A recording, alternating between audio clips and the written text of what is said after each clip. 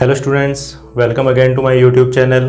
आज हम कक्षा 12 के लिए दूसरी रिवीजन क्लास लेकर आए हैं। इस रिवीजन क्लास में हम 12वीं प्रश्नावली के इम्पोर्टेंट क्वेश्चंस पर डिस्कशन करेंगे और इम्पोर्टेंट क्वेश्चंस के लिए मैं आपको बता दूं कि 12.6, 7, 8 और 9 और इसके अलावा विविध के अंदर इन्हीं प्रश्नावलियों से संबंधित जो क्वेश्चन हैं वो काफ़ी महत्वपूर्ण हैं।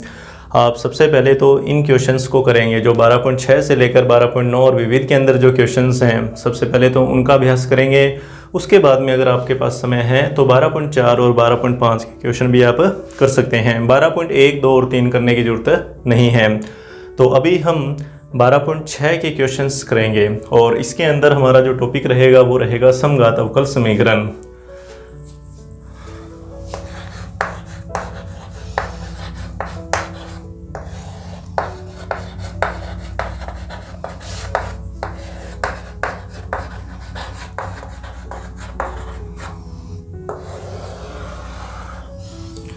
देखिए, समघात अवकल समीकरण एक ऐसी अवकल समीकरण होता है जिसमें x और y की घातों का योग प्रत्येक पद में समान रहता है। क्वेश्चन स्टार्ट करने से पहले आप इस चीज़ का ध्यान रखेंगे कि जो भी आपको अवकल समीकरण दे रखी है उस अवकल समीकरण को आप सबसे पहले dy/dx के बराबर लिखेंगे और उसके बाद में आप ये देखेंगे कि क्या ये समघात है। समघात का पता कैसे लगेगा? तो आप x और y की घातों का योग करोगे। करते हैं इसका एक एग्जाम्पल करते हैं, उस एग्जाम्पल से हमें ये अच्छे से समझ में आ जाएगा। तो ये आपकी एक्सरसाइज का ही 5वां क्वेश्चन है 12.6 का। इस क्वेश्चन को स्टार्ट करने से पहले हम ये देखेंगे कि यह समघात अवकल समीकरण है या नहीं है। तो उसका पता लगाने के लिए आप सबसे पहले तो इसको dy/dx के बराबर लिखेंगे। तो dx का भाग देने पर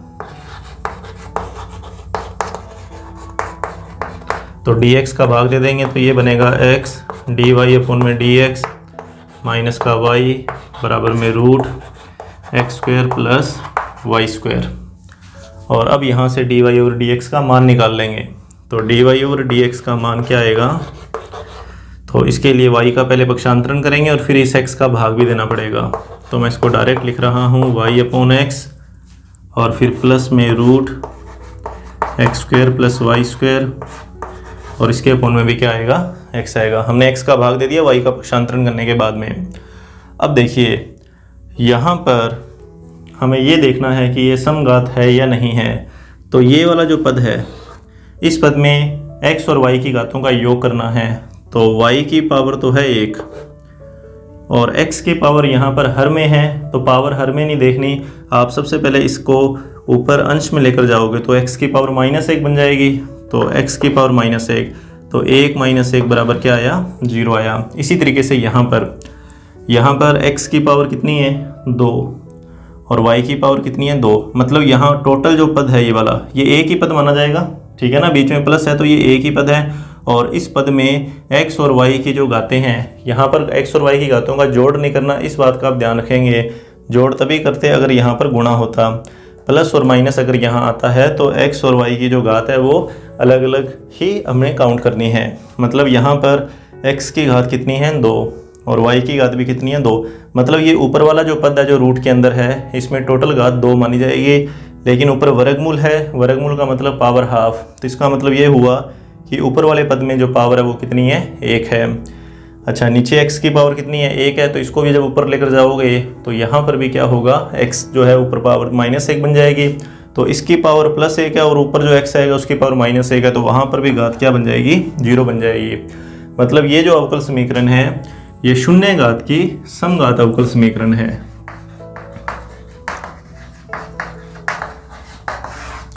और आपके सिलेबस में जितने भी समघात अवकल समीकरण के क्वेश्चंस हैं वो सारे के सारे शून्य घात से ही संबंधित हैं। मतलब आप कोई भी क्वेश्चन करेंगे 12.6 का एग्जाम्पल है, चाहे एक्सरसाइज के क्वेश्चन है चाहे विविध में है, उनमें जितनी भी अवकल समीकरण 12.6 से संबंधित हैं या समघात से संबंधित हैं वो सारी की सारी शून्य घातों से ही रिलेटेड हैं। मतलब यहाँ पर x और y की जो घातों का जोड़ है वो क्या रहने वाला है? 0 रहने वाला है।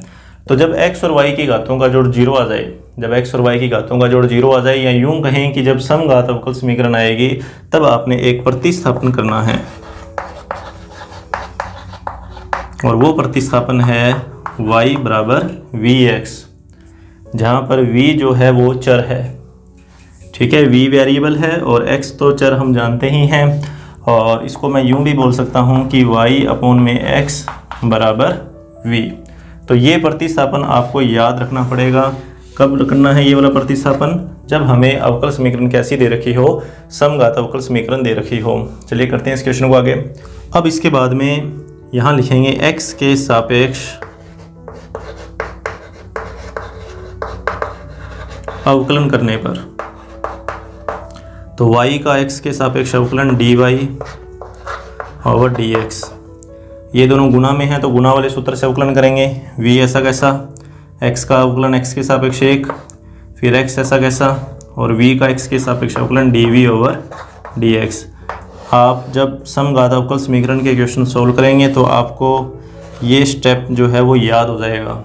इतनी प्रैक्टिस हो जाएगी कि आप y बराबर vx जब लिखोगे तो dy अपॉन dx आपको बार बार ज्ञात करने की जरूरत नहीं पड़ेगी, आप एक ही बार में से सही लिख लेंगे।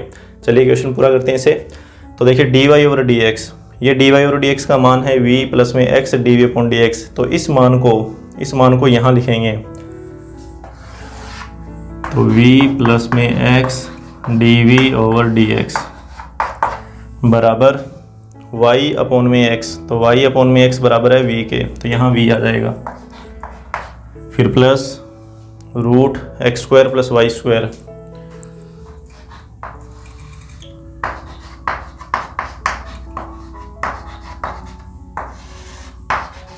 तो मैंने क्या किया, y का मान लिख दिया। y का मान vx है, दोनों में से किसी का भी यूज़ कर सकते हैं, तो हमने y का मान यहाँ पे vx लिखा, v स्क्वायर एक्स स्क्वायर बन जाएगा।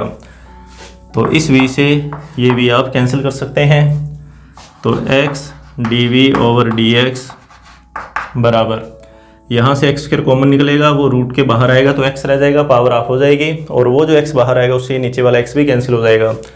तो यहाँ पर बचेगा रूट 1 प्लस वी स्क्वायर। अब देखो समघात अवकल समीकरण से जब ये प्रतिस्थापन करोगे तो प्रतिस्थापन करने के बाद में जब इसको आप सोल्व कर लोगे तो सोल्व करने के बाद ये अपने 12.4 में चेंज हो जाएगा। जो 12.4 एक्सरसाइज है, ये क्वेश्चन जो है वो 12.4 का बन जाएगा। 12.4 में क्या होता था कि हम चरों का पृथक्करण करते थे।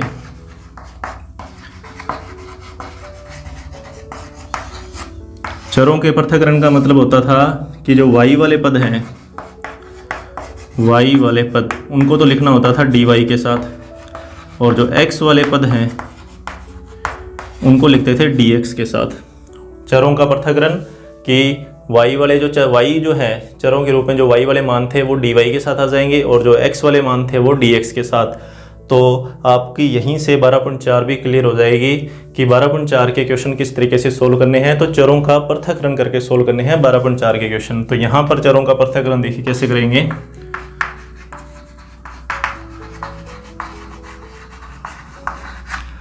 तो अभी देखिए यहाँ पे दो ही चर हैं v और x, तो v वाले पद dv के साथ और x वाले पद dx के साथ लिखने हैं। तो ये जो रूट 1 प्लस वी स्क्वायर ये dv के फॉर्म में आ जाएगा, dx को इधर ले जाएंगे, dx को अपॉन में ले आएंगे, सॉरी x अपॉन में चला जाएगा इस तरीके से। मतलब v वाले पद एक तरफ, x वाले पद एक तरफ। अब देखिए इससे क्या हुआ, दोनों तरफ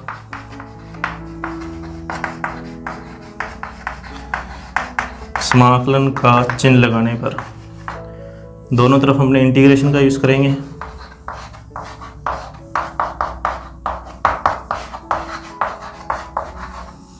और अभी हम इनका समाकलन करेंगे। तो समाकलन के लिए आपने सूत्र याद कर ही रखे हैं, तो उन सूत्रों की सहायता से तो 1 अपॉन में रूट 1 प्लस वी स्क्वायर, इसका समाकलन था लॉग की फॉर्म में था इसका समाकलन कि लॉग मोड में v प्लस में रूट 1 प्लस वी स्क्वायर, और ये 1 अपॉन एक्स है।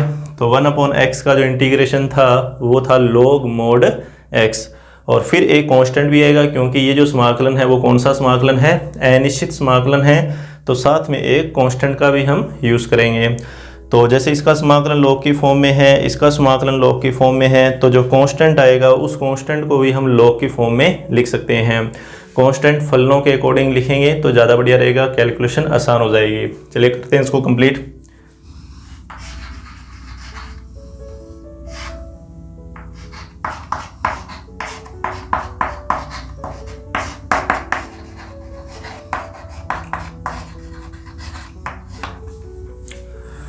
तो मैंने इनका समाकलन कर दिया। मैंने यहाँ पे मोड का यूज़ नहीं किया, तो इस चीज़ को आप भी ध्यान में रखेंगे कि अवकल समीकरण की जो कैलकुलेशन है उसमें जब लॉग आएगा तो आप मोड को छोड़ सकते हैं। बस आप ये ध्यान जरूर रखेंगे कि ये मान जो है वो धनात्मक है, लॉग के अंदर कोई माइनस वाली संख्या नहीं आनी चाहिए। तो अभी तो हमें सिर्फ इसका सॉल्यूशन निकालना है, तो मोड के लिए मोड की यहाँ पर एक बार हमें जरूरत नहीं है। तो log v प्लस में रूट 1 प्लस वी स्क्वायर, और यहाँ पर log m प्लस में log n वाला नियम लगा लेंगे। तो log cx, दोनों तरफ log है तो इसलिए log को हटा सकते हैं। तो हमारे पास आएगा v प्लस में रूट 1 प्लस वी स्क्वायर बराबर cx। और अब लास्ट में क्या करना है, v का मान लिखना है। तो v का मान है y अपॉन में x, तो जहाँ जहाँ v है वहाँ वहाँ y अपॉन x आ जाएगा। तो y अपॉन में x प्लस में root 1 plus y square upon में x स्क्वायर बराबर cx। लघुत्तम लेके सोल्व करना है, वो आपके ऊपर है, और यहाँ तक वैसे भी करके आते हो तो भी सही माना जाएगा। देखिए अगर आप यहाँ पर मोड का यूज़ करते भी हैं तो कोई दिक्कत नहीं है, क्योंकि यहाँ पर फिर मोड आएगा, वो मोड चलता रहेगा दोनों में। यहाँ पर मोड आएगा, यहाँ पर मोड आएगा, दोनों तरफ मोड है तो मोड की तुलना हो जाएगी, वो आप मोड कैंसिल कर सकते हैं। तो ज़्यादा उसमें सोचने की ज़रूरत नहीं है, कैलकुलेशन है, मोड आप मत लिखिए तो बढ़िया रहेगा। तो इसका लघुत्तम वगैरह लीजिए, यहाँ पे एक्स स्क्वायर लघुत्तम आ जाएगा, तो यहाँ बनेगा रूट में x square plus y square और अपॉन में एक्स स्क्वायर, और उस एक्स स्क्वायर को इस रूट से बाहर जब निकालोगे ना तो वो एक्स रह जाएगा। फिर एक्स और इस एक्स का भी लघुत्तम लेके उसको सोल्व करना पड़ेगा। मैं डायरेक्ट लिख रहा हूँ इसका फाइनल आंसर, ये बनेगा वाई प्लस में root x square plus y square बराबर में बनेगा सी एक्स स्क्वायर। तो ये इसका फाइनल आंसर है। तो उम्मीद है ये क्वेश्चन आपको समझ में आया होगा समघात का। ऐसे अभी एक क्वेश्चन और हम करेंगे समघात का, ताकि ये टॉपिक आपको अच्छे से क्लियर हो सके। तो देखिए अगला जो क्वेश्चन है वो आपकी एक्सरसाइज का ही 8वां क्वेश्चन है। तो पहला काम जो मैंने आपको बताया था कि d y upon d x के बराबर इस अवकल समीकरण को लिखेंगे। तो डी वाई अपॉन में डी एक्स कैसे लिखेंगे कि इस पद का पक्षांतरण कर दो, इस पद का, ये उधर चला जाएगा, और यह पद उस वाले पद के बटा में, मतलब इस पद के बटा में, वो आप करके देख लेना कि किस तरीके से बनेगा। मैं यहाँ डायरेक्ट लिख रहा हूँ minus 3xy plus y square और अपॉन में आएगा x square plus x y. तो ये आया आपके पास d y over d x का मान। ठीक है, अब ये देखना है कि यह समघात अवकल समीकरण है या नहीं है। तो यहाँ पर x और y की घातों का जोड़ करोगे 2 आएगा, यहाँ पर x और y की घातों का जोड़ तो y की पावर 2 है, x की पावर यहाँ पर है ही नहीं, तो x की पावर अपने यहाँ पे 0 मान सकते हैं, मतलब x वाला पद तो था ही नहीं यहाँ पे।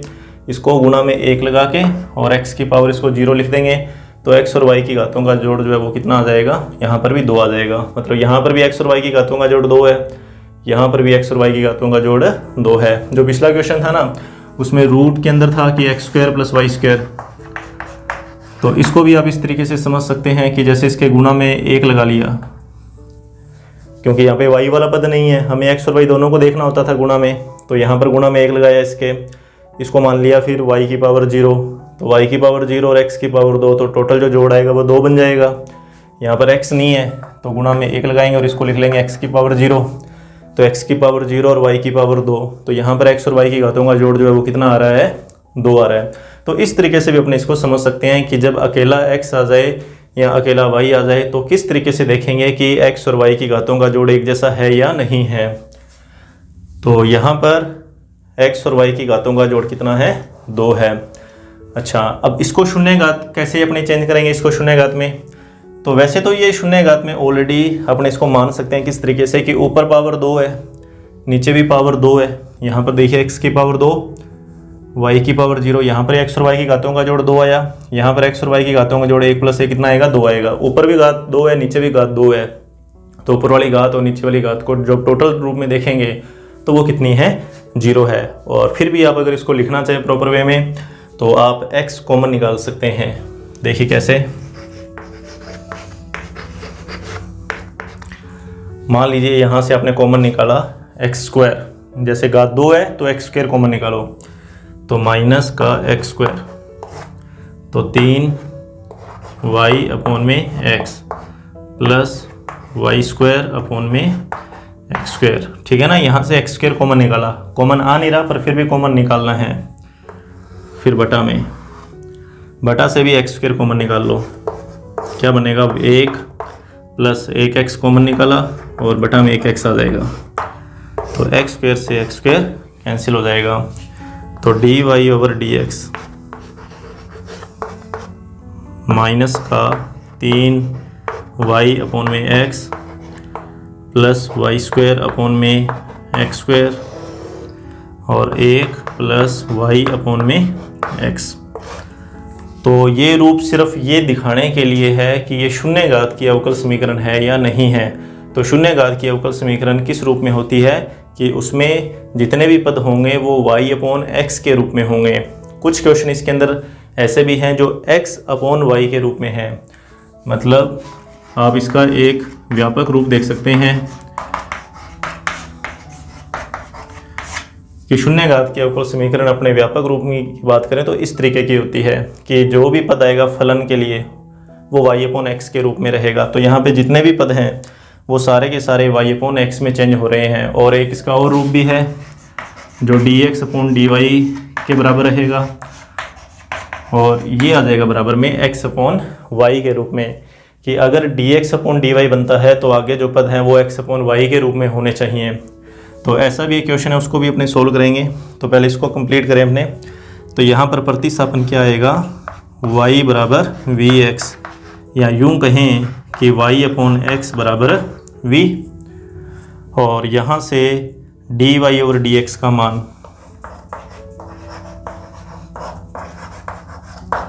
तो इसका अवकलन करके मैंने आपको ये बताया था अभी लास्ट जो क्वेश्चन था, तो डायरेक्ट लिखेंगे अभी तो v प्लस में x dv ओवर dx। तो अब यहाँ पर इन सब का यूज़ करना है। तो सबसे पहले dy ओवर dx है, तो dy ओवर dx का मान v प्लस में x dv ओवर dx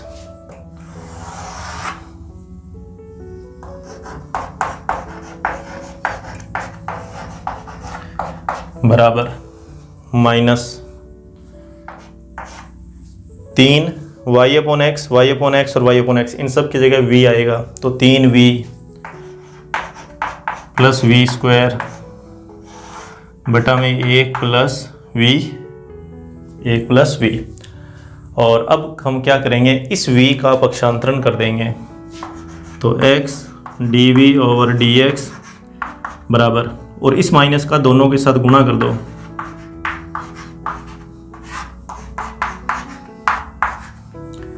ठीक है। इस v का पक्षांतरण भी कर दिया, बटा में 1 लगा के लघुत्तम ले लेंगे, तो x dv ओवर dx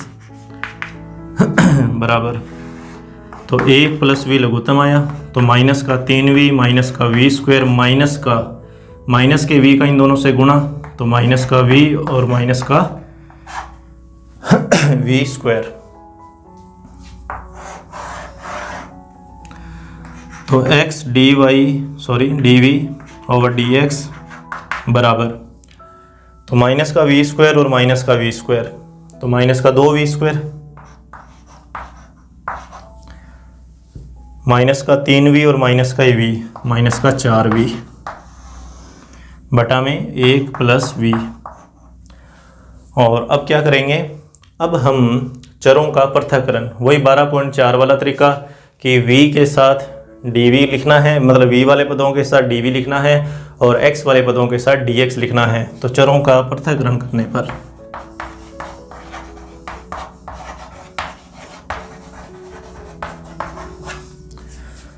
तो dv के साथ ये वाला पद आएगा, तो ये पद ऊपर गुणा में आ जाएगा और ये वाला बटा में आ जाएगा, ठीक है।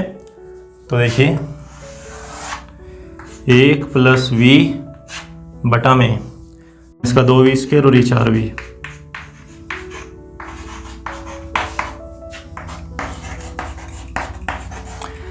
मैंने क्या किया, माइनस को उधर ही रखा, मैं माइनस को इधर नहीं लेकर आया, आप चाहो तो ला सकते हैं, उससे कोई फ़र्क नहीं पड़ेगा। अब हमें करना है इन दोनों पदों का समाकलन, यहीं समाकलन का निशान लगा लेंगे। तो उधर वाले पद में कोई दिक्कत नहीं आएगी, वही पहले की तरह log mod x बन जाएगा, साथ में log c अपने कांस्टेंट यूज़ कर लेंगे। अब बात है कि यहाँ पर अपने समाकलन किस तरीके से करें। तो देखिए कि जो 2v² प्लस में 4v है, मान लो मैंने इसको t मान लिया, ठीक है ना। अब मैं इसका करूँगा अवकलन, और ये जो अवकलन है ये अवकलन करूँगा मैं t के सापेक्ष। तो 2v² का अवकलन बनेगा 4v, फिर v का अवकलन t के सापेक्ष dv बटा में dt, 4v का बनेगा 4 dv ओवर dt, और t का t के सापेक्ष अवकलन 1। तो यहाँ से देखिए कॉमन जो भी आ रहा है वो कॉमन निकाल लेंगे, और जो पद बचेगा वो देखते हैं कौन सा है। तो एक तो 4 कॉमन आ रहा है और एक dv अपॉन dt कॉमन आ रहा है, तो 4 कॉमन निकाला, साथ में dv अपॉन में dt कॉमन निकाला, अंदर क्या बचा v प्लस 1 बराबर में 1। तो अब देखिए 1 प्लस में भी ये रहा dv इसके साथ में है, तो ये तो हमें चाहिए, तो इसको तो एक तरफ रखेंगे कि 1 प्लस में v dv। अब ये जो 4 dt है इसको उधर ले जाओ, तो ये बन जाएगा dt बटा 4। यहाँ पर इस पद की जगह dt बटा 4 आ जाएगा, और इसको हमने क्या मान लिया, इसको t माना हुआ, ये रहा ये t। तो ऊपर की जगह, तो ऊपर वाले पद में तो आ जाएगा dt बटा में 4, और इसकी जगह क्या लिखना है, t लिखना है। करते हैं इसको कंप्लीट। तो समाकलन dt बटा 4 और t, और सामने dx ओवर x, ठीक है। इसमें कोई प्रॉब्लम नहीं होनी चाहिए कि इसकी जगह dt बटा 4 लिख दिया और इसकी जगह t लिख दिया। अब इसका समाकलन करेंगे, तो 1 बटा में 4 1 ओवर t का समाकलन आ जाएगा log t, मोड मत लगाइए, कैलकुलेशन है, बराबर माइनस का log x, और साथ में जो कांस्टेंट है वो किस रूप में लेंगे, log के रूप में लेंगे। और अब इन सबको करना है इकट्ठा। तो कैसे करेंगे, आप चाहो तो इस 4 को इधर गुणा में ला सकते हो, और बाद में इसको सोल्व करना चाहो तो बाद में भी कर सकते हो। log m minus log n, इस बार ये माइनस है तो भागफल के अंदर चेंज हो जाएगा, मतलब log c ओवर x। अब इस 4 को उधर ले जाओ, तो log t बराबर 4 log c ओवर x। और अब log का नियम कि जो पावर है उसको, जो गुणांक है उसको पावर में लेके जाएंगे। तो log, अच्छा t, इस t का मान लिख दो, 2v² प्लस में 4v, और ये 4 पावर में चला गया, दोनों तरफ log है, log को हटा देंगे, तो 2v² प्लस में 4v, और c की पावर 4, ये कोई नया कांस्टेंट बन जाएगा, इसको c डैश नाम दे सकते हो, बटा में x की पावर 4। और अब आप क्या करोगे, v का मान लिख दोगे, v का मान कितना था, y अपॉन x। तो ये क्या बनेगा, 2y² अपॉन में x² प्लस में 4y अपॉन में x बराबर c डैश बटा x की पावर 4। लघुत्तम लेके सोल्व कर लेना, क्वेश्चन कंप्लीट है। तो एक इस तरीके का क्वेश्चन भी पेपर के अंदर आ सकता है, इंपॉर्टेंट क्वेश्चन है।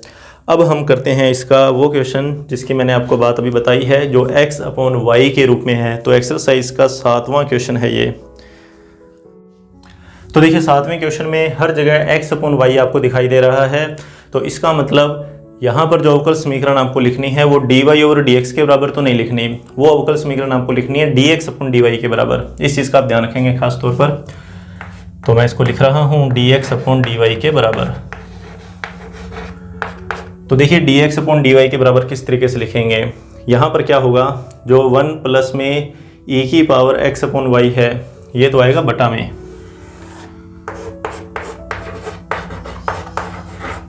और dy के लिए ये वाला जो पद है ये यहाँ ऊपर,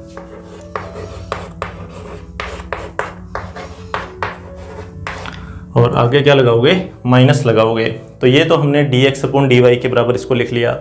अब जो पक्षांतरण की बात है, तो अब हमें इसमें करना है प्रतिस्थापन। तो प्रतिस्थापन जो है वो इस बार चेंज हो जाएगा। देखिए प्रतिस्थापन कौन सा आएगा इस बार, प्रतिस्थापन आएगा कि x बराबर वी वाई, एक्स और वाई चेंज हो गए, या यूं कहें कि x अपॉन वाई की जगह क्या आएगा v, और इसका जब आप करोगे अवकलन y के सापेक्ष अवकलन,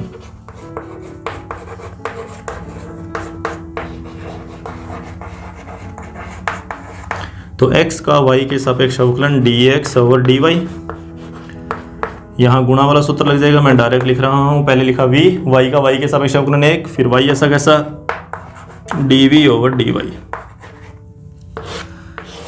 तो ये वाला जो मान है और एक ये वाला जो मान है, या यूं कहें कि ये वाला जो मान है, इनका यूज़ करेंगे इस अवकल समीकरण में। तो मेरे पास देखिए dx अपॉन dy, तो dx अपॉन dy की जगह तो लिखना है v प्लस में y dv ओवर dy बराबर माइनस, ये लीजिए e की पावर x अपॉन y, मतलब e की power v 1 minus v 1 plus e की पावर v। ठीक है, अब इस v का पक्षांतरण करेंगे, लघुत्तम ले लेंगे, तो y dv अपॉन में dy, इस माइनस का और इस e का, इन दोनों के साथ कर दो गुणा, तो माइनस का e की पावर v और प्लस, ठीक है, minus minus plus v e की पावर v बटा में आया 1 प्लस e की पावर v, और इस v का पक्षांतरण किया हुआ है तो वो इस साइड आ जाएगा माइनस के अंदर, उधर लघुत्तम लेके सोल्व कर लेंगे।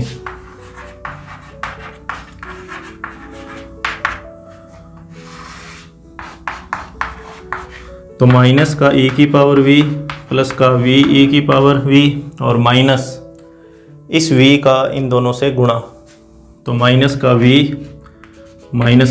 e की पावर v, तो ये दोनों पद आपस में कैंसिल हो जाएंगे, तो y dv ओवर dy बराबर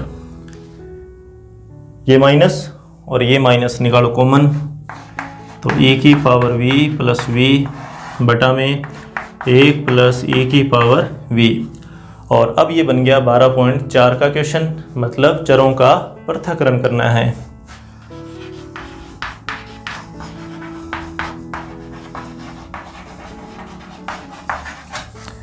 क्या करेंगे, इसको ऊपर गुणा में लेकर आएंगे, इसको बटा में लेकर आएंगे, y वाले सारे पद उधर चले जाएंगे, तो 1 प्लस e की पावर v बटा में v को पहले लिख लो आप,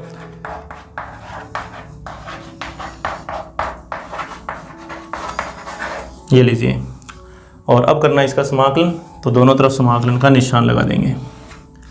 उधर वाले पद के समाकलन में कोई दिक्कत नहीं है कि log mod y का रूप आ जाएगा, साथ में log c कांस्टेंट लगा देंगे। यहाँ देखिए, तो यहाँ पर वही तरीका जो इससे पहले वाले क्वेश्चन में किया है कि यहाँ पर हम करेंगे प्रतिस्थापन। हम क्या करेंगे, इस हर को t मान लेंगे, इसको क्या करेंगे t मान लेंगे, तो देखिए v प्लस e की पावर v बराबर t, और इसका वही अवकलन t के सापेक्ष, तो v का अवकलन t के सापेक्ष dv ओवर dt, e का पहले अवकलन करोगे तो e आ जाएगा, फिर v का करोगे तो dv अपॉन dt, t का t के सापेक्ष अवकलन 1 कॉमन निकाल लेंगे, एक्स्ट्रा पद को बराबर में ले जाएंगे, तो dv कॉमन आ गया, अंदर बचेगा 1 प्लस e की पावर v और नीचे वाला dt आगे गुणा में चला गया। तो देखिए 1 प्लस e की पावर v और ये dv, मतलब ये वाला जो मान है ऊपर अंश, तो ये चेंज हो जाएगा dt में, ये dt में चेंज हो जाएगा, और इसको t माना ही हुआ है हमने, तो dt बटा t, समाकलन के अंदर आया dt बटा t, और सामने है dy बटा में y। तो अब क्या है, दोनों का समाकलन log की फॉर्म में लिखना है, तो 1 ओवर t है, तो log mod t, mod मत लगाइए, इधर log c सॉरी y, और साथ में आ जाएगा log c। तो ये दोनों माइनस में है, तो log जब माइनस में होता है तो वो भागफल में चेंज हो जाता है, तो log t बराबर log c over y, minus वाला पद जो है वो बटा में चला जाता है, दोनों तरफ log है, log को हटा दो, तो t बराबर c c/y। आप चाहो तो y इधर गुणा में ले आओ, तो y t बराबर c। और अब t का मान, तो t हमने किसको माना हुआ है, इसे, इस पद को हमने t मान रखा है, वो ऊपर लिखा हुआ है। तो t का मान लिखने पर तो y इंटू में आएगा v प्लस e की पावर v बराबर c। लास्ट में v का मान लिख दोगे, क्वेश्चन कंप्लीट हो जाएगा। तो आपको 12.6 में से इसी तरीके के क्वेश्चन सोल्व करने हैं, और बाकी जो क्वेश्चन बचे हैं इसके वो इजीली आप सोल्व कर सकते हैं। आप उनका अभ्यास ज़रूर करके देखना कि करना क्या है। आपको dy/dx के बराबर समीकरण लिखनी है।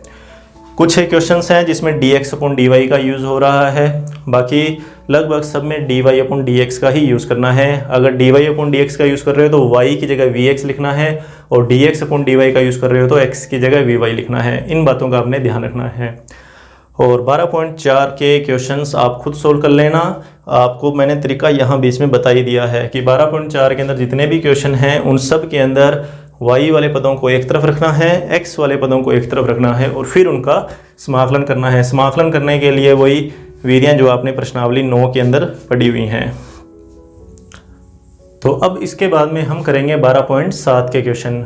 देखिए 12.7 जो है वो समघात अवकल समीकरण का ही एक पार्ट है, और इसके अलावा 12.7 में कुछ क्वेश्चन ऐसे भी हैं जो 12.5 के तरीकों पर आधारित हैं। मतलब 12.7 अगर आप करते हो तो आपकी 12.5 कवर हो जाएगी। और एक चीज़ का और चीज़ ध्यान रखना है आपको कि जितने भी 12 चाहे वो 6, 7, 8 या 9, उन सब के अंदर जब फाइनल जो समाकलन करना होता है तो वो चेंज होता है चरों के पृथक्करण के रूप में।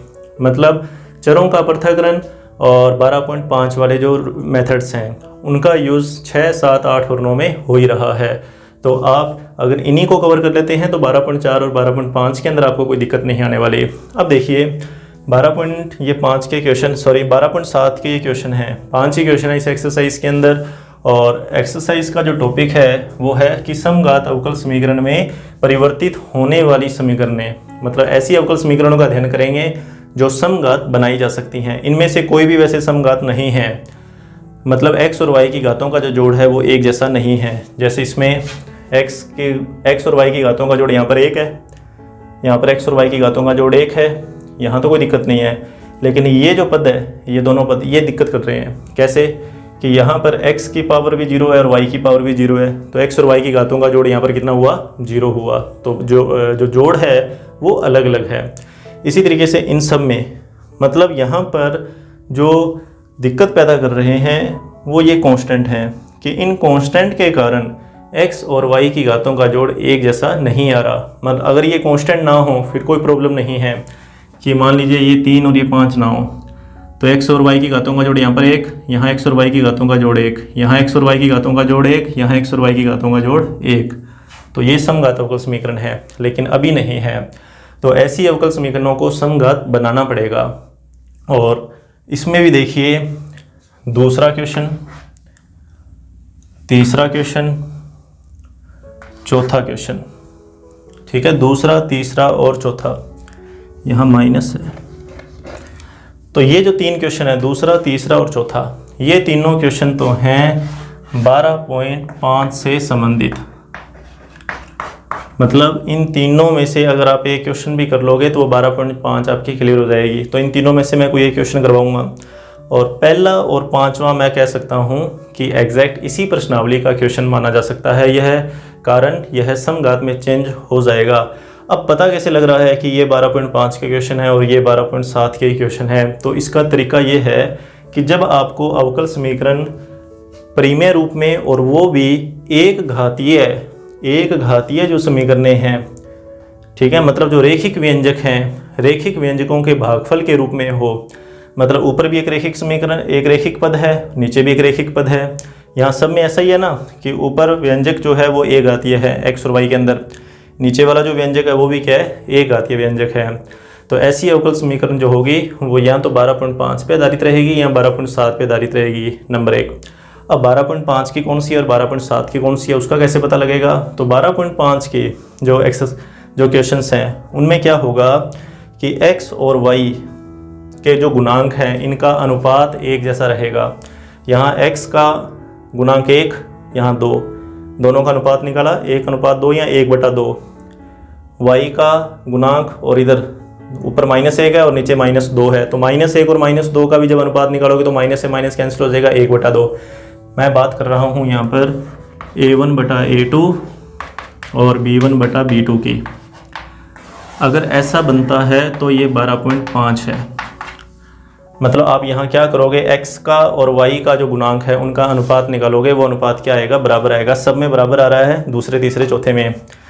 यहाँ देखिए x का गुणांक -3, यहाँ पे 2, तो -3/2 आया। इधर -3 और इधर भी 2, तो -3/2 y का गुणांक होगा, अनुपात है बराबर आ रहा है जो कि।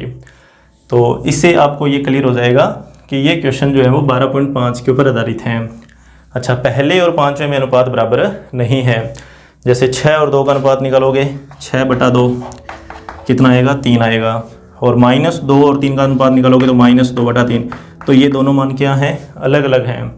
कि अगर a1/a2 बराबर नहीं है b1/b2 के, तो ये बनेगा 12.7 का क्वेश्चन। तो 12.5 और 12.7 के क्वेश्चंस के अंदर आपको अंतर समझ में आना चाहिए। तो पहला काम आपका यही है कि अगर आपको रेखिक व्यंजक दे रखे हैं अंश में और हर में, तो आप चेक करोगे ये अनुपात। अगर अनुपात बराबर आता है तो 12.5 के तरीके पे जाएंगे, अनुपात बराबर नहीं आता तो 12.7 वाले मेथड से करेंगे। तो 12.5 का जो तरीका है, 12.5 के तरीके में तो ये होता है कि ये जो अनुपात, जो x और y के जो पद हैं कांस्टेंट को छोड़ते हुए, कि जैसे x - y है यहाँ पर, तो इस पूरे पद को t मान लेंगे। x - y को हम क्या करेंगे, t मान लेंगे। जैसे इसमें 2x + y को क्या करेंगे, t मान लेंगे। और इसमें x + y को क्या करेंगे, t मान लेंगे। ये तरीका ध्यान में रखना है। इसमें x - y को t मानना है, इसमें 2x + y को t मानना है, और इसमें x + y को t मानना है। आप 12.5 के क्वेश्चन देखना, 12.5 में जितने भी क्वेश्चन हैं वो इसी तरीके के ऊपर आधारित हैं कि जब dy और dx के बराबर आप इस समीकरण को लिख लोगे तो आप देखोगे कि अनुपात x और y का जो है वो एक जैसा है, अनुपात एक जैसा है। तो हम क्या करेंगे, प्रतिस्थापन करेंगे वहाँ पर t, जो x और y का जो संयुक्त पद है, x और y का जो संयुक्त पद है कांस्टेंट को छोड़ते हुए x और y का जो संयुक्त पद है उसे क्या मानना है, t मानना है। तो चलिए इनमें से अपने एक क्वेश्चन करेंगे और इन दोनों में से कोई एक क्वेश्चन कर लेंगे। तो पहले मैं करवा रहा हूँ 12.5 के ऊपर आधारित जो कोई क्वेश्चन। तो दूसरा क्वेश्चन ही कर लेते हैं अपने इसका। क्वेश्चन नंबर 2, dy/dx बराबर x - y + 3 बटा में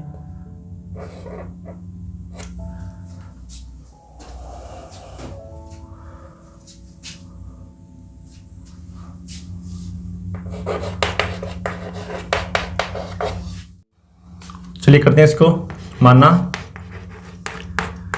x - y बराबर t, और अवकलन करेंगे x के सापेक्ष।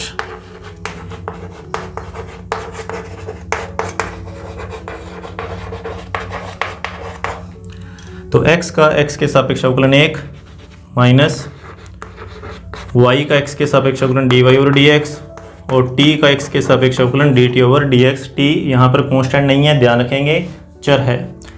तो dy/dx का मान आपको यहाँ पर रखना है। कैसे, ये बनेगा dy/dx बराबर 1 माइनस dt/dx। ये dy/dx का मान आ गया। तो इस मान को आप दी हुई अवकल समीकरण में लिखेंगे। तो क्या बनेगा, 1 माइनस dt/dx बराबर, अब x - y को क्या माना है, t, तो t + में 3, यहाँ से 2 कॉमन निकाल लेना। निकाल लिया, अंदर क्या बचेगा, x - y, उसकी जगह भी क्या लिख देंगे, t लिख देंगे, और प्लस में 5। अब यहाँ पे पक्षांतरण करेंगे, इस पद को ले आओ इधर और dt वाले को ले जाओ उधर, मतलब dt/dx को। तो ये आया हमारे पास 1 माइनस t + 3 2t + 5 बराबर dt/dx। और अब ले लेंगे इसका लघुत्तम। तो 2t + 5 लघुत्तम लिया, इसे 1 से गुणा हो जाएगा, माइनस का इन दोनों से गुणा,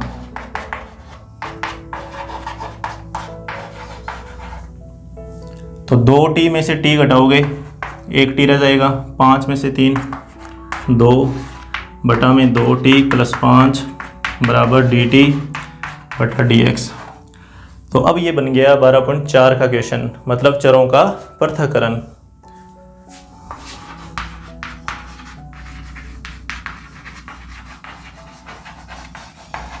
कैसे करेंगे कि अब यहाँ देखिए सारे के सारे पद t वाले हैं, dx के लिए तो कुछ भी नहीं है यहाँ पे, मतलब x वाला पद तो यहाँ पर कोई है ही नहीं, तो dx अकेला ही रहेगा, सिर्फ dt के साथ t वाले पद आ जाएंगे। तो इसको उठा के उधर ले जाएंगे, dx को इधर गुना में ले आएंगे।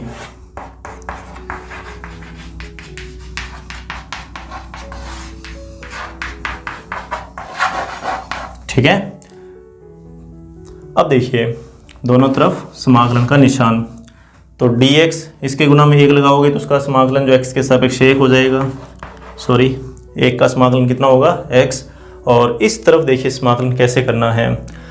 तो अब यहाँ पर समाकलन करने के 2 तरीके हैं। एक तरीका तो है कि जैसे ऊपर और नीचे पावर एक जैसी है, तो जब ऊपर और नीचे पावर एक जैसी हो तो आप बहुपदों का आपस में भाग दे सकते हैं, एक तरीका तो ये है। दूसरा तरीका बिना भाग दिए भी हो सकता है, बस हालांकि है तो वो भी भाग, बस उसमें अपने को आसान सी लगेगी कैलकुलेशन कि 5 को आप लिख दो 4 + 1।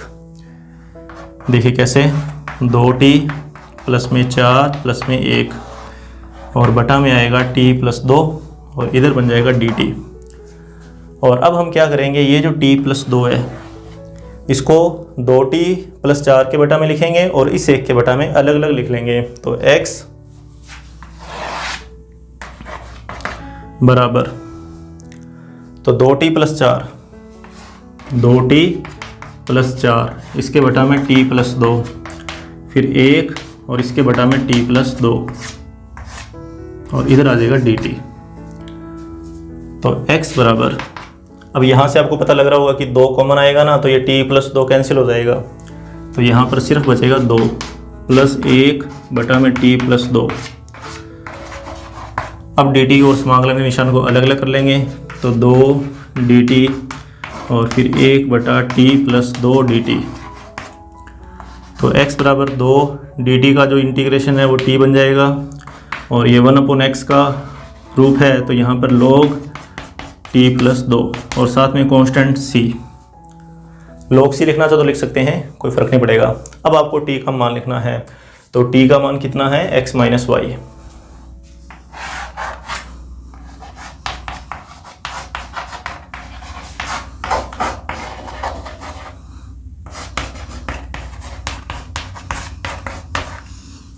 आगे थोड़ा बहुत और सॉल्व हो जाएगा, वो आप खुद कर लेना। 2 का अंदर गुणा हो जाएगा, फिर x वाले पदों को इकट्ठा वगैरह करना है, बाकी वो आपके ऊपर है। तो इस तरीके से ये 12.5 के क्वेश्चन मानो या 12.7 का ये सेकंड क्वेश्चन मानो। 12.5 के जितने भी क्वेश्चन है वो इसी मेथड से होंगे कि जो भी आपको x और y का संयुक्त रूप, x और y का जो संयुक्त रूप होगा उसको t मानना है। तो 12.7 का जो तीसरा और चौथा क्वेश्चन है वो आप खुद ट्राई करके ज़रूर देखना।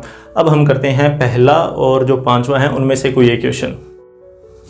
तो देखिए 12.7 का 5वां क्वेश्चन, जिसमें x और y के जो अनुपात हैं वो अलग अलग हैं, मतलब 6/2 बराबर नहीं आएगा -2/3 के।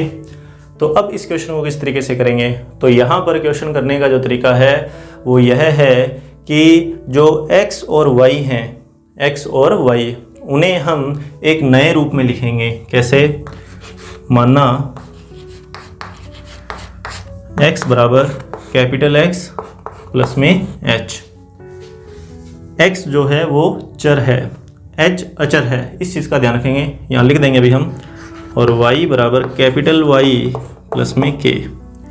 ठीक है, x और y ये तो हैं चर और h और k ये हैं अचर। ठीक है, अब करेंगे यहाँ अवकलन। तो x के लिए हम अवकलन यूज़ करेंगे dx और इसके लिए आ जाएगा d capital X। h constant है, इसका अवकलन क्या हो जाएगा 0। इसी तरीके से y का dy, इस y के लिए dy। ठीक है, ये आपने समाकलन के अंदर देखा हुआ है, कैपिटल X और कैपिटल Y के सापेक्ष वैसे ये अवकलन करने हैं, डायरेक्ट लिख सकते हैं, k का 0 हो जाएगा। तो अब ये जो मान है ये चारों, ये जो चारों मान हैं ये मान आपने इस समीकरण में लिखने हैं।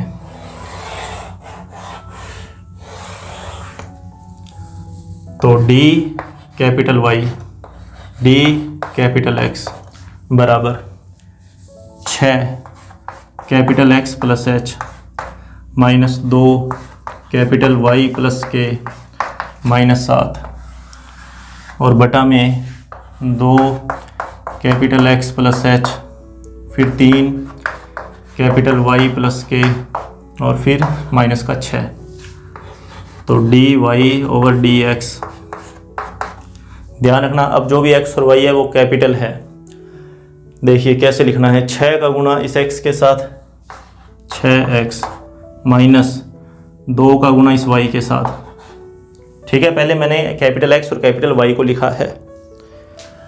अब इस 6 का गुणा इस h के साथ माइनस 2 का गुणा इस k के साथ और फिर ये कांस्टेंट माइनस का 7 और ये चीज़ आपको बटा में लिखनी है 2x 3y फिर 2h फिर 3k माइनस में 6। मतलब मैंने क्या किया, चरों को एक साथ लिखा है और जो अचर हैं उनको एक साथ लिखा है। ध्यान देना, मैंने आपको ये पहले बता दिया था कि जो पहला और 5वां क्वेश्चन है वहाँ पर उस कांस्टेंट की दिक्कत है। उस कांस्टेंट के कारण जो वहाँ पर कांस्टेंट आ रहे थे उन कांस्टेंट के कारण यह समघात अवकल समीकरण नहीं बन पा रहे थे क्वेश्चन। अभी हमने इन कांस्टेंट को एक साथ लिखा है। अब एक चीज़ का और ध्यान रखना है कि हमने यहाँ पर ये अचर लिखा है ना, तो अचर की बजाय हम इन्हें लिखेंगे स्वेच्छ अचर। मतलब जो अपनी इच्छा से लिए जाएंगे। अब हमारी इच्छा का यहाँ पर क्या मतलब है, तो स्वेच्छ अचर का मतलब यहाँ पर ये है कि आपको ऐसा h और ऐसा k ढूंढना है जिसके लिए ये जो अचर पद हैं, ये जो पूरा का पूरा जो पद है ये वाला, ये पद 0 हो जाए। यहाँ आप वो लाइन लिख सकते हैं कि h, k के मान इस प्रकार से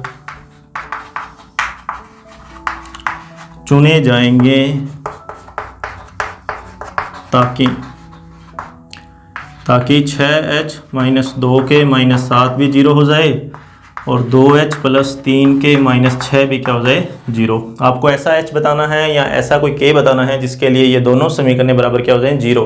उससे हमारा ये फ़ायदा हो जाएगा कि ये पद खत्म हो जाएंगे, सिर्फ x और y बचेगा जो कि समघात अवकल समीकरण का रूप है। तो देखिए ये मान कैसे पता लगेंगे, तो आप इन्हें प्रतिस्थापन से, विलोपन से या किसी भी तरीके से इसको सॉल्व कीजिए और h और k के मान ज्ञात कीजिए। तो हम क्या करेंगे, इसको 3 से गुणा कर देंगे। इसको 3 से गुणा किया तो ये बना 6h प्लस का 9k माइनस का 18 बराबर 0। मैं विलोपन विधि का यूज़ कर रहा हूँ। अब मैं इन दोनों को माइनस करूँगा तो 6h में से 6h माइनस क्या 0 हो गया, माइनस के 2k में से 9k को घटाना है तो माइनस का 11k, माइनस 7 में से माइनस 18 को घटाना है तो 18 प्लस का हो जाएगा तो 18 माइनस 7, 18 में से 7 माइनस करोगे तो कितना आएगा 11 बराबर 0। तो k का मान कितना आया, k का मान आया 1। अब k का मान यहाँ लिख दो, तो यहाँ लिखोगे जब तो ये बनेगा 2 माइनस का 7 तो माइनस का 9, तो h का मान 9/6 या यूँ कहें कि 3/2। तो ये जो h और k के मान आए हैं इनका यूज़ करेंगे जब हमारा क्वेश्चन कंप्लीट हो जाएगा तब। अब इसका कोई भी यूज़ नहीं है। अब आओ यहाँ पे वापस dy और dx पर।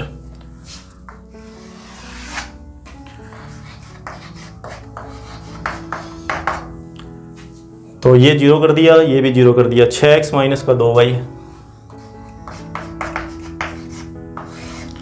और 2x प्लस का 3y। तो यह बन जाएगी अब समघात अवकल समीकरण, वही शून्य घात के।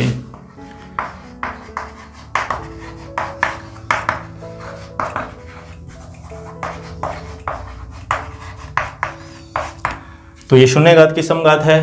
तो अब क्या करेंगे, y बराबर लिखेंगे vx, फिर dy ओवर dx, ये आएगा v प्लस में x dv ओवर dx। ये दोनों मान ऊपर यूज़ करोगे, मैं डायरेक्ट कॉमन वगैरह निकाल के लिखूँगा। तो v plus x d v over d x बराबर 6 माइनस का 2v 2 प्लस का 3v। वो आप कर लेना कैलकुलेशन, x कॉमन निकलेगा, कैंसिल हो जाएगा। इस v का पक्षांतरण करेंगे, उधर चला जाएगा, लघुत्तम ले लेंगे। तो x d v over d x बराबर, तो 6 माइनस का 2v, लघुत्तम मैं लेके लिख रहा हूँ, माइनस का 2v माइनस का 3v स्क्वायर और बटा में 3v प्लस 2। ठीक है, लघुत्तम ले लिया हमने। और अब x d v over d x बराबर माइनस का 4v प्लस का 6 बटा में 3v प्लस 2। तो जितना सोल्व करना था उतना सोल्व हमने कर लिया इसको। और अब हम 12.4 का तरीका चरों का पृथक्करण करने पर, तो करते हैं इस क्वेश्चन को पूरा। तो चरों का पृथक्करण किस तरीके से करेंगे, तो 3v प्लस 2 ऊपर आएगा यहाँ, ये पद इसके बटा में dx और x को उधर ले जाएंगे। ठीक है, x वाले पद एक तरफ, v वाले पद एक तरफ।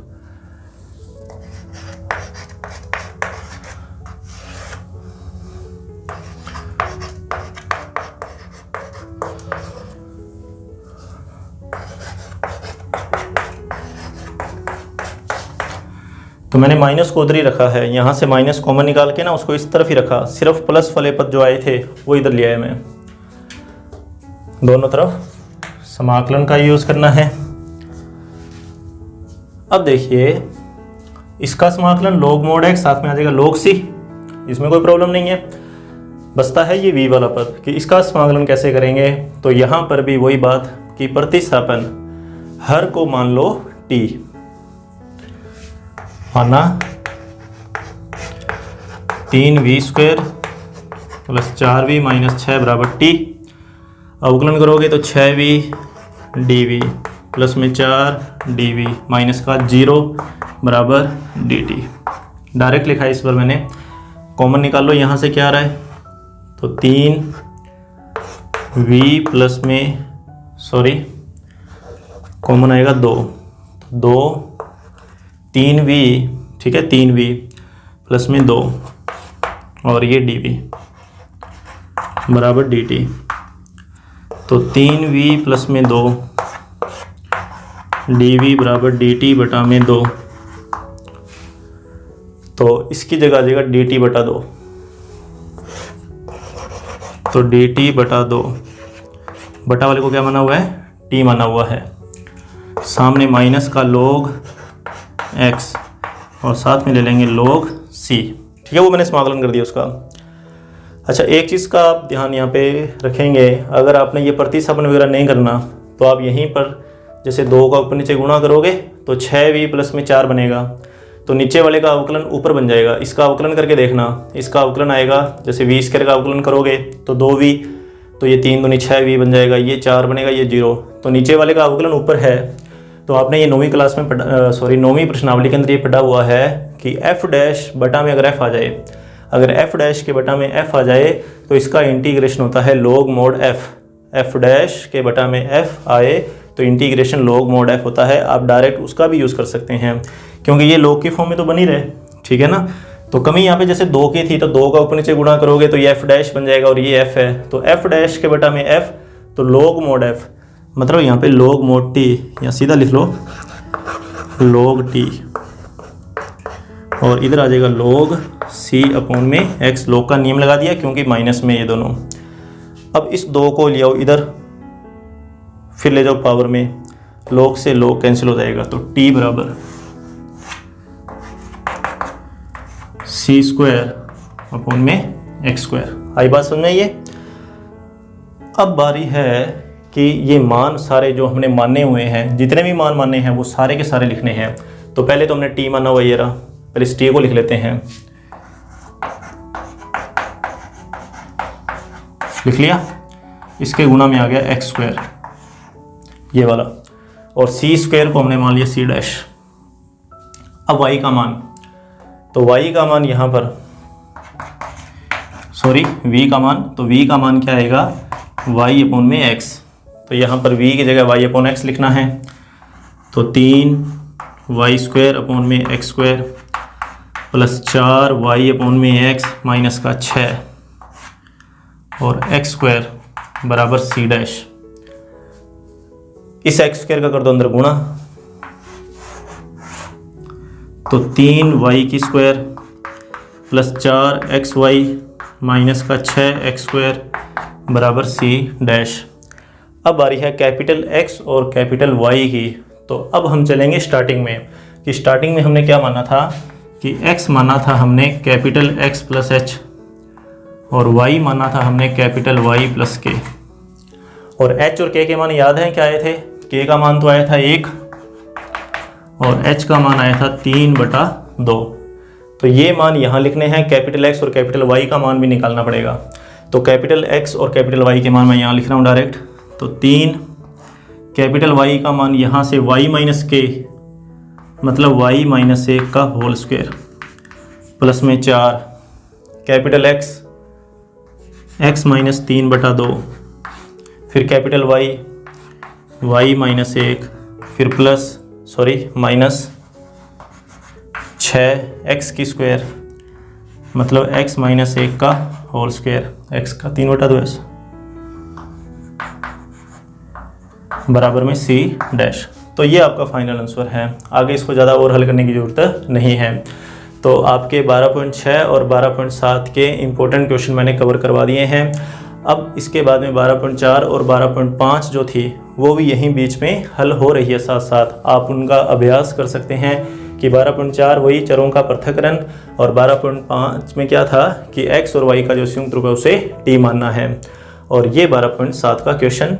और अब हम करते हैं 12.8 की बात। तो एक्सरसाइज 12.8 इसमें टॉपिक है रैखिक अवकल समीकरण का।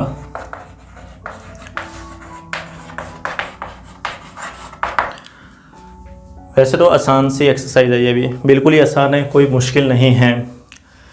यहाँ पर एक आपको खंडश विधि आनी चाहिए इसके लिए। खंडश विधि से जो आपने समाकलन किया था, ठीक है, तो उसका भी यूज़ होगा।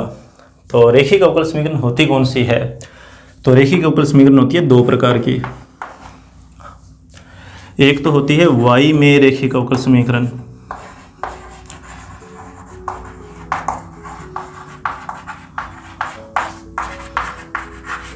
और दूसरी होती है x में रैखिक अवकल समीकरण।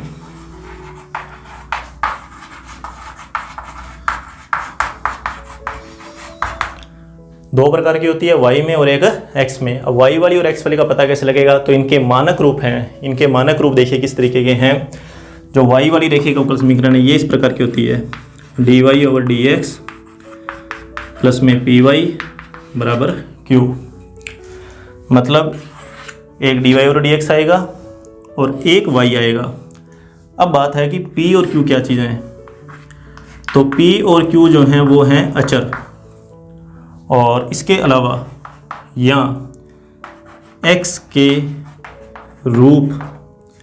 रूप में कोई फलन, ठीक है। इस चीज़ का आप ध्यान रखोगे कि p और q या तो x है, p और q या तो अचर है या फिर x के रूप में कोई फलन है। फॉर एग्जांपल कि जैसे dy/dx प्लस में tan x इंटू में y बराबर x स्क्वायर, इस तरीके से। तो यह अवकल समीकरण एक रैखिक अवकल समीकरण है जिसमें एक dy/dx आएगा और पूरी समीकरण के अंदर एक ही बार y आएगा। अगर पूरी समीकरण में एक ही y है तो इसका मतलब वो y वाली रैखिक अवकल समीकरण है। बाकी जो पद हैं वो p और q के मान हैं। तो p और q के मान या तो अचर होते हैं या x के रूप में होते हैं। तो y की रैखिक अवकल समीकरण की पहचान ये है कि पूरी अवकल समीकरण में y सिर्फ एक बार आएगा। अब बात करते हैं x की जो रैखिक अवकल समीकरण है ये कौन सी होती है। तो ये है dx/dy, इसको चेंज कर दिया, p डैश कांस्टेंट या जो भी वेरिएबल था उसको भी चेंज किया, और साथ में यहाँ आ जाएगा x बराबर q डैश। तो x की रैखिक अवकल समीकरण में x एक ही बार आएगा। अब p डैश और q डैश क्या चीज़ें हैं? तो p डैश और q डैश जो है वो या तो अचर हैं या फिर y का कोई रूप है। ठीक है, तो ये दो प्रकार की रेखिक अवकल समीकरण हमें ध्यान में रखनी है। एक तो है x की रेखिक अवकल समीकरण और एक है y वाली रेखिक अवकल समीकरण। x वाली रेखिक अवकल समीकरण में x एक बार आएगा, y वाली रेखिक अवकल समीकरण में y एक बार आएगा। इसका कोई एग्जाम्पल लिखना हो तो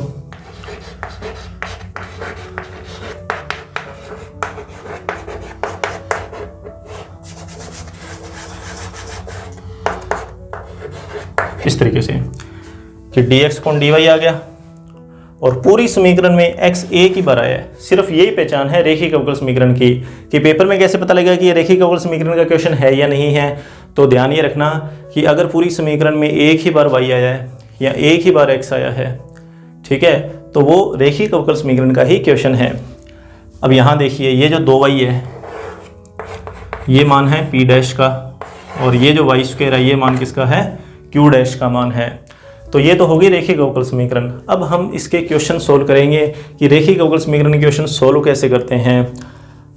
तो इसके लिए हमें ध्यान में रखना है एक पद जिसको बोला जाता है IF और इसे बोलते हैं समाकलन गुणांक।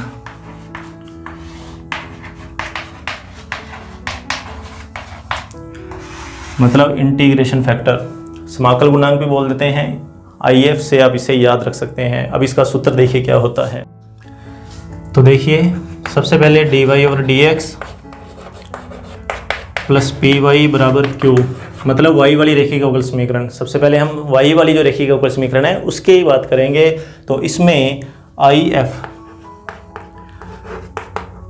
जिसे इंटीग्रेशन फैक्टर बोलते हैं, तो इसका सूत्र देखिए क्या है। इसका सूत्र है कि e की पावर p dx, या यूं कहें कि e की पावर में p का समाकलन करना है। ठीक है, तो एक तो इस चीज़ को आपको ज्ञात करना अच्छे से आना चाहिए। अगर ये सही हुआ तो आपका क्वेश्चन भी सही हो जाएगा। अगर यहाँ आपने गलती कर दी तो आपका क्वेश्चन गलत हो जाएगा। करना किस तरीके से है, उसके लिए हम सबसे पहले तो इसके एक और सूत्र की बात कर लेते हैं। मतलब जो इसका सॉल्यूशन है, जो इसका सॉल्यूशन होगा वो y के लिए लिखा जाएगा। सबसे पहले y लिखना है, बराबर इसके गुणा में IF आएगा, बराबर में इंटीग्रेशन आएगा, साथ में q आएगा, फिर IF आएगा, फिर dx आएगा और लास्ट में जब समाकलन हो जाएगा तो एक कांस्टेंट आ जाएगा। तो ये इसका सूत्र है रेखिक अवकल समीकरण का। मतलब आसान इसलिए है क्योंकि सिर्फ आपको दो सूत्र याद रखने हैं।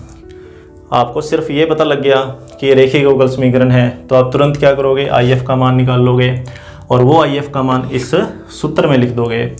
और इस पद में कुछ भी नहीं करना, जो करना है वो यहाँ करना है। इसका एक एग्जाम्पल कर लेते हैं अपने।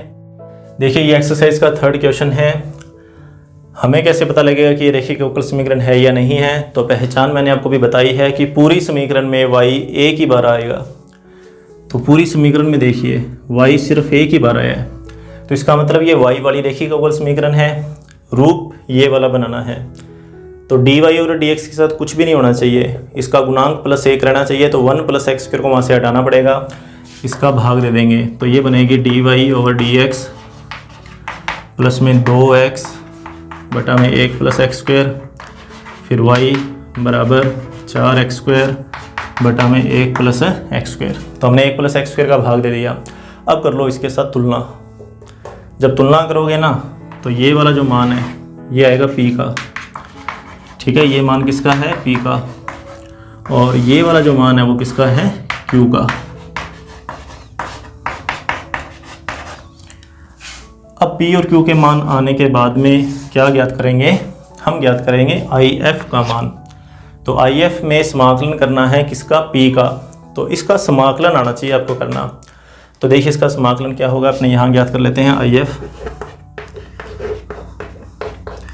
तो e की पावर 2x बटा में 1 + x²। तो अभी मैंने इसको बताया भी था पिछले क्वेश्चन में एक सूत्र कि f डैश के बटा में अगर f है तो उसका समाकलन होता है log mod f। तो यहाँ देखिए नीचे वाले फलन का अवकलन ऊपर दे रखा है, मतलब ऊपर f डैश हो गया और ये f है, तो f डैश के बटा में f। यहाँ अवकलन के नीचे अगर कोई फलन है तो इसका समाकलन log mod f, मतलब नीचे वाले फलन पे log लगा देंगे। तो IF का मान e की पावर log आधार ई होता है इसका, और यहाँ आ जाएगा 1 + x²। और आप इस चीज़ का ध्यान रखेंगे, इस समाकलन में c का यूज़ नहीं करना। और अब ये नियम ध्यान में रखो कि अगर e की पावर में log आ जाए और उसका भी आधार e हो तो इस पद का कोई मतलब नहीं रह जाएगा, इस पद को हटा देंगे। इस पद को हटा दोगे तो IF का मान आ जाएगा 1 + x²। तो ये आ गया किसका मान है, IF का मान। अब बारी है इस सूत्र की। अब आपको इस सूत्र के अंदर मान लिखना है, तो देखिए कैसे करना है। इसे आगे y फिर IF का मान a + x², फिर q का मान 4x² बटा में 1 + x², फिर IF का मान 1 + x², फिर dx का मान, सॉरी dx ऐसा कैसे ही रहेगा, c साथ में आ जाएगा। तो 1 + x² से 1 + x² कैंसिल हो गया, तो y फिर गुणा में 1 + x² बराबर 4 बाहर आ जाएगा, कांस्टेंट है। और x² का समाकलन जानते हो, x की पावर 3 बटा में 3। तो ये इसका फाइनल आंसर है, y इंटू में 1 + x² बराबर 4x³ बटा में 3 प्लस में c। तो बिल्कुल ही आसान क्वेश्चन है रेखिक अवकल समीकरण के। आप इसके बाकी जो क्वेश्चंस हैं उनका अभ्यास करना। अब हम 1-2 क्वेश्चन इसके और कर लेते हैं जो इम्पोर्टेंट है। अब हमें देखना है कि ये कौन सी रेखिक अवकल समीकरण है, x वाली या y वाली। अगर पूरी समीकरण में y एक ही बार आया तो y वाली रेखिक अवकल समीकरण है, और अगर x एक बार आता है तो ये x वाली रेखिक अवकल समीकरण है। तो यहाँ पर हमें पता लग रहा है कि इस पूरी समीकरण में x एक ही बार आया है, तो इसका मतलब x की रेखिक अवकल समीकरण है। और x की रेखिक अवकल समीकरण को हम dx/dy के लिए लिखेंगे, मतलब इसके बराबर यहाँ x आएगा। तो ये रेखिक अवकल समीकरण का रूप है जो x के लिए है। तो देखिए क्या करेंगे, हम इस पद का पहले करेंगे पक्षांतरण।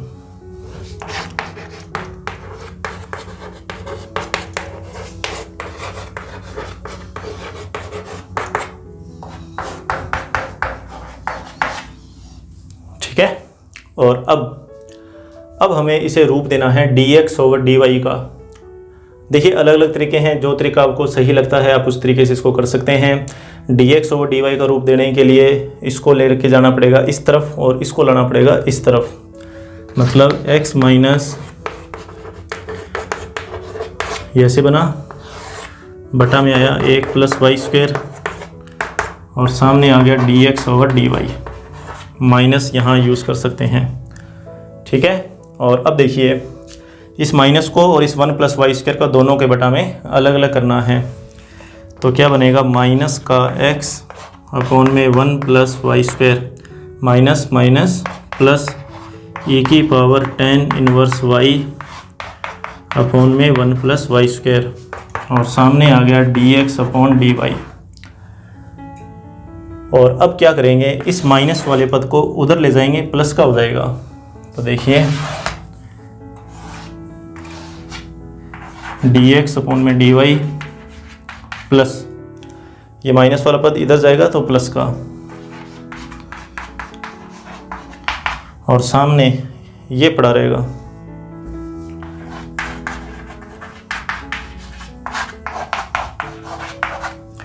तो अब देखिए ये जो रूप है उस रूप के अकॉर्डिंग है। कैसे कि dx/dy आ गया, साथ में ये x आ गया, बाकी जो बचा हुआ है ना वो p' और q' है। तो कह सकते हैं कि p' का मान तो है 1/1 + y², मतलब x के जो गुणा में है, जो x के गुणा में है वो है 1/1 + y², और q' का मान ये सारा।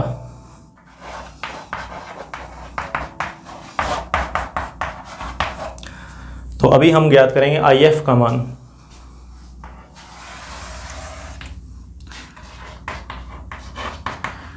तो इस बार आएगा e की पावर में p'/dy। ध्यान रखना ये सूत्र जो है वो चेंज हुआ है इस बार, कि वैसे तो था e की पावर में pdx, लेकिन यहाँ आया e की पावर में p'/dy। कारण यहाँ पर ये जो रेखिक अवकल समीकरण है वो कौन सी है, x वाली है। तो y की जगह x आ जाएगा और x की जगह y। तो IF e की पावर p' का मान ये रहा।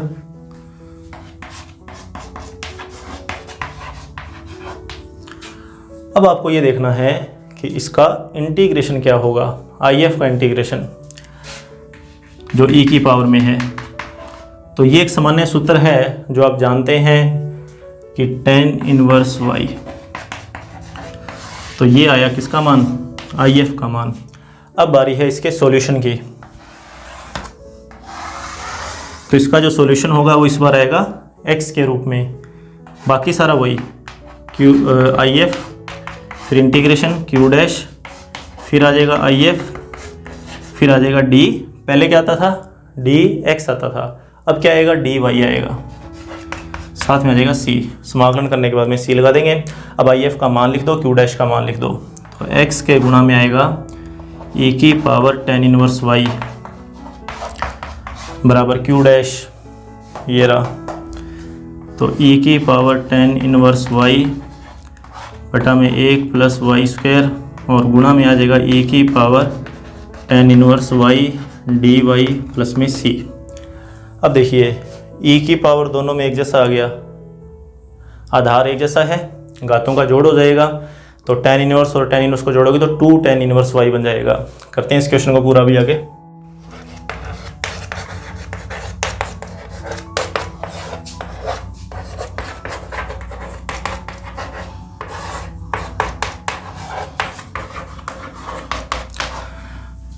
तो अभी यहाँ जो प्रतिस्थापन है वो देखिए किस प्रकार से होगा। आपको यहाँ पर जो tan इनवर्स y है उसको t मानना पड़ेगा। tan इनवर्स y को क्या करना पड़ेगा, t मानना पड़ेगा। आप इस 2 को साथ में लिखना चाहो तो लिख सकते हो, कांस्टेंट है, कोई फर्क नहीं पड़ेगा क्वेश्चन के सॉल्यूशन में।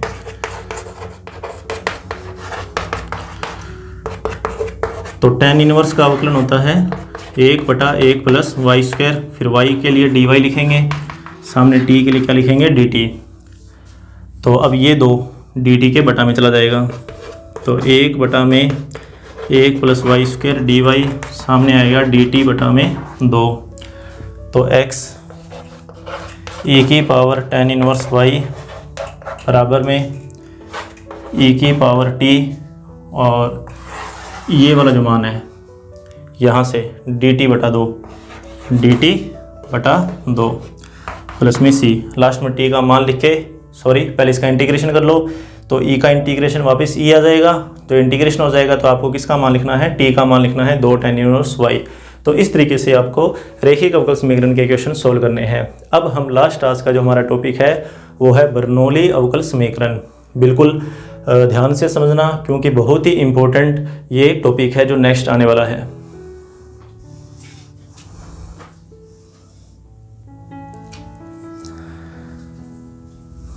तो देखिए बर्नौली अवकल समीकरण, सबसे पहले इसका अपने रूप लिख लेते हैं, dy/dx प्लस में py और qy की पावर n।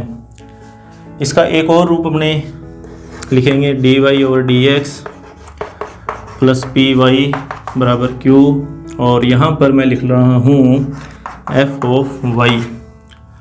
देखिए क्या होता है कि यहाँ तक तो ये है रैखिक अवकल समीकरण का रूप, और सामने थोड़ी सी चेंजिंग आ गई यहाँ पर कि y एक बार तो आया यहाँ तक, लेकिन आगे y की उच्च घात आ सकती है या y का फलन आ सकता है। जैसे ये y की उच्च घात है और ये y का फलन है। तो ये दोनों ही जो रूप हैं वो बर्नौली अवकल समीकरण के रूप हैं। करना क्या होता है, इसका जो तरीका है वो ये कि q को अकेला करना होता है। जो q वाला पद है, जो x वाला जो पद आएगा ना, मतलब q, इस q के साथ कोई भी y वाला पद नहीं आना चाहिए। हमने बस यही तरीका ध्यान में रखना है कि q के साथ जो भी आपको दिखाई देगा, कि x के साथ आपको जो भी दिखाई देगा, बराबर में जो x है, बराबर में जो x वाला पद है उसके साथ कोई भी y आ जाए तो उस y को वहाँ से हटाना है भाग देके। करते हैं इस क्वेश्चन को कंप्लीट और फिर आपको ये अच्छे से समझ में आएगा।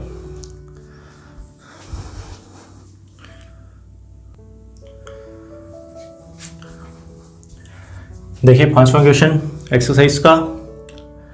अब ना इस चीज़ को जो मैंने अभी आपको रूप लिखवाया है, dy/dx प्लस में py बराबर qy की पावर n।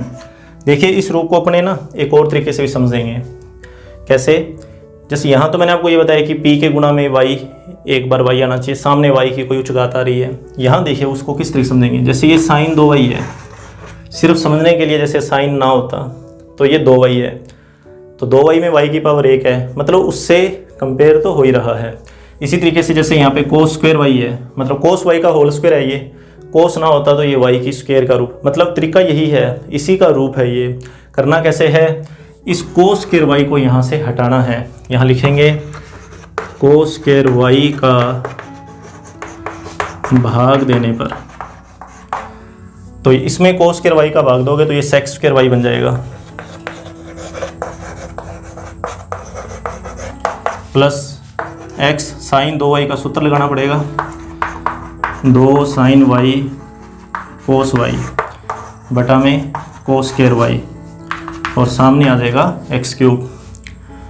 तो ये बना sec square y d y over d x, plus एक कोस से कोस कटेगा, साइन अपोन में कोस टेन बन जाएगा, तो 2x tan y, और सामने आ गया क्या, एक्स क्यूब। तो अब देखिए क्या करना है, अब यहाँ पर करना है प्रतिस्थापन tan y। तो tan y को नाम दे दो कुछ भी v, और इसका कर दो अवकलन। तो tan का अवकलन अपने जानते हैं सेक स्क्वायर, ठीक है ना, tan का अवकलन सेक स्क्वायर, और y के लिए क्या आ जाएगा dy। और ध्यान रखना अवकलन जो हो रहा है वो किसके सापेक्ष हो रहा है, x के सापेक्ष, अवकलन x के सापेक्ष करना है। तो देखिए sec square y dy over dx, इसका मान वहाँ से क्या आ जाएगा dv ओवर dx, फिर प्लस 2xv, सामने आएगा एक्स क्यूब। तो ये बन गया क्वेश्चन एक्सरसाइज 12.8, जो कि रेखिक अवकल समीकरण है। मतलब p का मान 2x, q का मान x क्यूब, किसका मान निकालोगे, if का मान, e की पावर में p dx, तो if का मान e की पावर में 2x dx, तो 2x का इंटीग्रेशन करना, x का हो जाएगा एक्स स्क्वायर बटा 2 से 2 कट देगा, तो if का मान आया e की पावर x स्क्वायर। और अब इसके बाद में इसका सूत्र, तो अब जो सूत्र है वो सूत्र y और x के बराबर नहीं लिखा जाएगा। ये जो रेखिक अवकल समीकरण है वो v के लिए है, कि पूरी समीकरण में v एक ही बार आया है, तो ये v वाली रेखिक अवकल समीकरण है, तो इसका सूत्र जो है वो v के लिए लिखा जाएगा। तो देखिए इसका सूत्र मैं यहाँ लिख देता हूँ, आप इसको खुद कंप्लीट करेंगे। सूत्र इसका ये बनेगा v, फिर आएगा if, सामने आएगा इंटीग्रेशन q, और फिर आएगा if, और साथ में क्या आ जाएगा dx, और समाकलन होने के बाद में c लगा देंगे प्लस में। तो if का मान लिखना है, q का मान लिखना है, फिर इसका समाकलन करना है। आप इसको आगे अब अपने स्तर पे सोल्व करेंगे। बस ये जो मेथड है ये वाला, ये काफ़ी इंपॉर्टेंट है। बस आपको इसी चीज़ को समझना है कि सामने जो बराबर में जो x वाला पद है उसके साथ कुछ भी नहीं होना चाहिए, जो उसके साथ होगा उसको वहाँ से हटाना है। यही एक तरीका है इसको याद रखने का, कि यहाँ बराबर में जो x था उसके साथ था कोस स्क्वायर y, तो इसको हटाना है। एक क्वेश्चन और करते हैं और अच्छे से समझ में आएगा।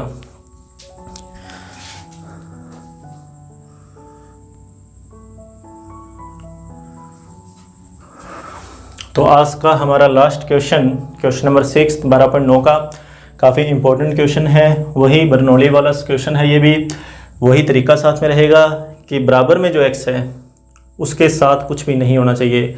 तो यहाँ पर y log y का होल स्क्वायर दिया हुआ है, तो y log y whole square का भाग दे देंगे।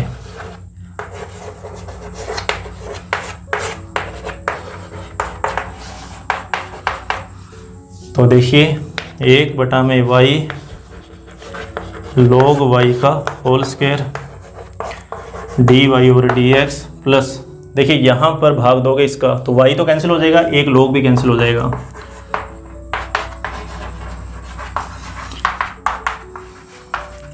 और सामने आएगा 1/x स्क्वायर, ठीक है ना। अब इसके बाद में जो पिछले क्वेश्चन में हमने प्रतिस्थापन किया था, tan को किया था, याद हो तो यहाँ पर प्रतिस्थापन होगा ये 1/log y, तो 1/log y को मानना पड़ेगा क्या, v मानना पड़ेगा। करना है इसका अवकलन x के सापेक्ष, तो पहले इसको x माना, तो 1/x का अवकलन होता है -1/x की स्क्वायर, ये लीजिए, गुणा log का अवकलन ये लो 1/y, फिर y का अवकलन dy/dx, सामने v है तो v का अवकलन dv/dx।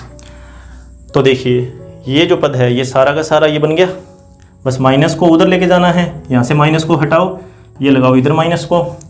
तो ये वाला जो पद है, ये वाला जो पद है, ये पद आपको यहाँ पे दिखाई दे रहा है, तो इसकी जगह आ जाएगा माइनस का dv/dx, माइनस का dv/dx, फिर प्लस v/x, ठीक है ना, इसको v माना, ये रहा, तो v/x बराबर में 1/x²। अब इस माइनस को यहाँ से हटाओ, ले जाओ सामने, तो dv/dx माइनस का v/x माइनस का 1/x², और ये बन गई v में रैखिक अवकल समीकरण। p और q के मान, तो p का मान तो है -1/x यहाँ से, और q का मान -1/x²। if का मान, if का मान e की पावर pdx, मतलब e की पावर 1/x dx, तो if e की पावर -log x। यहाँ पर एक चीज़ ध्यान रखनी है, अब इस माइनस को ले जाओ पावर में, ठीक है, ये माइनस में ले जाऊँगा यहाँ पावर में, ये लो यहाँ से हटा देते हैं माइनस को। अब देखिए e log e हट जाएगा, बताया था अभी पिछले क्वेश्चंस के अंदर, तो if बराबर आएगा x की पावर -1 मतलब 1/x, तो ये if का मान आया। और अब इसका फॉर्मूला जो था हल के लिए, तो मैं यहाँ लिख देता हूँ, सॉल्यूशन आप इसका खुद पूरा करेंगे, तो v गुणा में if, फिर q गुणा में if, साथ में dx और प्लस में c। तो इस तरीके से आपको के अंदर बनेगी। आगे का जो मेथड ये क्वेश्चन है वो आप खुद अपने स्तर पे सोल्व करेंगे। तो ये हमने इसके आज इम्पोर्टेंट क्वेश्चंस का डिस्कशन किया है। आप ये क्वेश्चन कर लेना, 6 नंबर आपके कोई नहीं रोक सकता। अब बात करते हैं जो क्वेश्चन बच गए, विविध के क्वेश्चन।